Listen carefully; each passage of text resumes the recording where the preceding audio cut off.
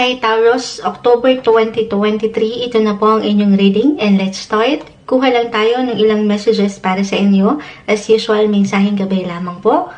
Ano nga bang balita, impormasyon, or ganap ngayong buwan ang naghihintay para sa inyo, para sa mga Taurus, October 2023? Message.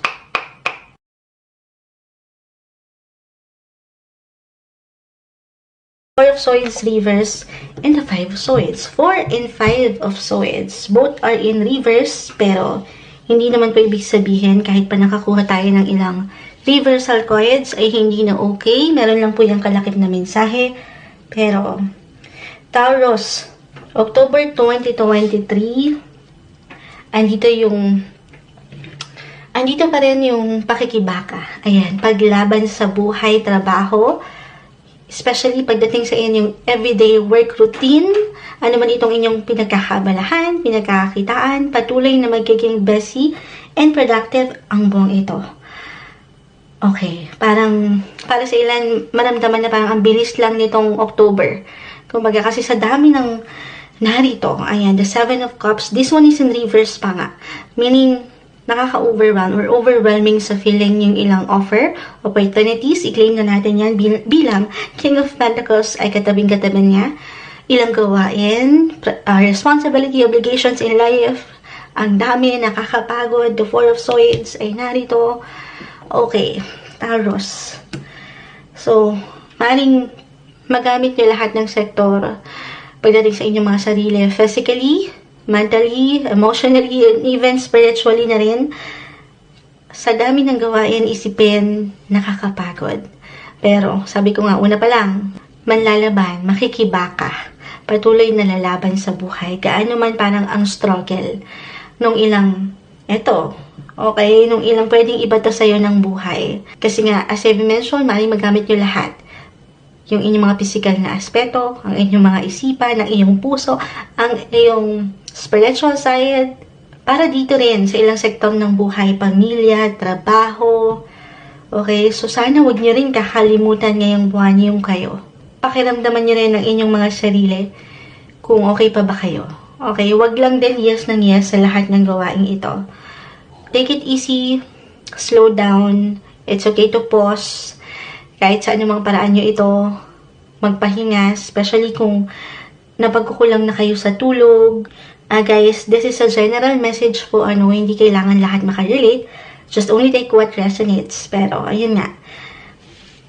Merong patuloy na paghabol doon sa kailangan yung tugunan, financially, especially, for ilang obligations ito. Ayan, sumasang-ayon ang mga aso.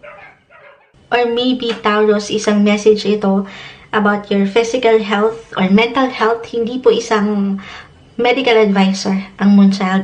Simpleng tarot card reader lamang po ako. Pero kasi umaangat yung trabaho, yung isipin. So, magiging batak na batak ang inyong physical na kakayanan or mental na kakayanan. At yan, may pagkapagod tayong nakikita sa paglaban na ito sa iyong buhay. So, paangatin, okay, yung pag-aalaga na meron ka sa iyong sarili, pakiramdaman, listen to your body, guys. Tanging kayo lamang po ang higit na makakapagsabi sa part na ito, or kusang aangat din ito for some of you na meron kayong something new na pag-aksyon or ideya na gustong gawin. Halimbawa, magiging into fitness na kayo lalo, fitness and health. Ayan, idamay nyo dyan si Moonchild. Parang message din kay Moonchild ito, kung magpapapayat or magpapalakas ng mga katawan, okay, ng inyong mga enerhiya, mag-recharge, magpapahinga, para rin lalo nyo pang matugunan itong ilang obligations, ilang offer, ilang opportunity na pwedeng iba to sa inyo ng buhay. Sabi ko nga, magpahinga rin. It's okay to pause. Or, i-priority nyo rin yung kayo, yung inyong nararamdaman physically, emotionally. Deserve na deserve nyo ang pahinga. This month, Taurus, kuha tayo ng ilang final advice, message para sa inyo. Okay, so ang dami nito. Hindi natin ito pipigilan. The end of a tough cycle approaches. Kasi merong bagong simulain. So, kung mag-reflect yung ilang messages natin when it comes to your health, sa kalusugan, mas palalakasin yung inyong mga sarili para alam niyo yun, i-release niyo na itong ilang nakakapagpabigat sa inyo, yung ilang fats, or ilang unhealthy patterns, unhealthy habits niyo. Message talaga din kay Moonchild ito. The end of a tough cycle approaches, or mas magiging balance na kayo kung paano niyo pinanghahawakan ang ilang sitwasyon, or pagdating sa inyong posisyon. Okay, i-adapt ko ito when it comes to work kasi iba-iba pa rin tayo sa realidad ng buhay po, ng sitwasyon. Kung merong nakakapagpabigat sa inyo, na parang kahit anong laban nyo, especially when it comes to work, ay hindi na ito natutugunan yung alam yung pangangailangan or yung sapat. Then, maaaring meron kayong kusang aangat na pag-let go or pag-release. Okay, meron kayong tatapusin para dito matapos na yung ilang kabigatan or kahirapan. Dahil haharap na kayo sa ilang bagong simulain na naghihintay para sa inyo ngayong buwan, okay? Meditate and contemplate. As I've mentioned, this is the best month na magnilay-nilay sa buhay, magpahinga, mag-recharge ng inyong mga energy. Okay, look at the bigger picture. Okay. So, bilang kayo mga Taurus, very practical naman kayo eh. Okay? Huwag lang magmamadali. Huwag lang kayong paladesisyon. Huwag agad-agad pag-isipan ng ilang bagay. Lagi niyong titingnan daw yung kabuuan. Okay? Yung bigger picture ng buhay. Ayan yung iniiwan sa inyo ng baraha. Conclusions are within reach. Definitely, meron ditong resulta. Yung pagod, yung effort, meron niyang nararating. Okay? Huwag niyong isipin na parang nababaliwala yung inyong mga hirap.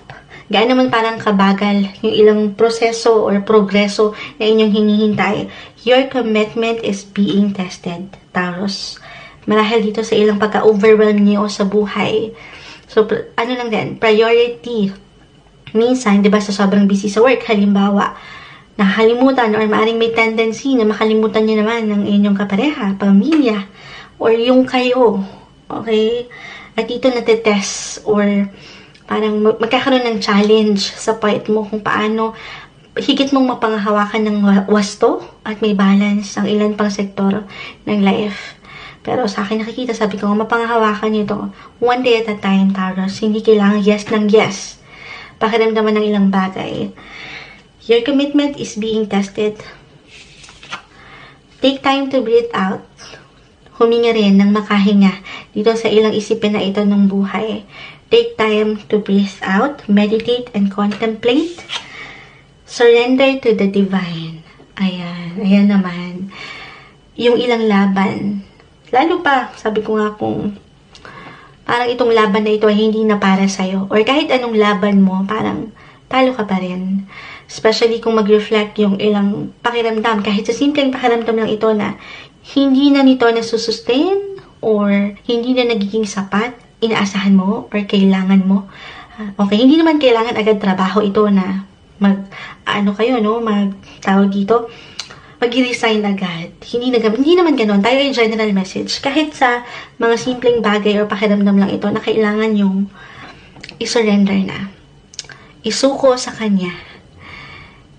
Lalo pa kung parang ang overwhelming na sa feeling nung ilang ganap sa paligid. Pamilya, kapareha, kung kayo may mga anak na, may trabaho, halo-halo, parang ang daming i-offer sa inyo ng mundo. Pero ang buong ito ay maring maging mabilis lang din. Hindi nyo pa man ito ma-realize dahil sa sobrang pagka-busy or pagiging busy nyo and productive this month. Pero may mga laban lang din, Taurus, na hindi para sa atin. I-surrender na ito. Isuko mo lahat sa kanya, sa iyong faith, sa iyong nag-iisang faith. Maging ano pa man po ang inyong religion para sa inyo ngayong buwan, Taurus.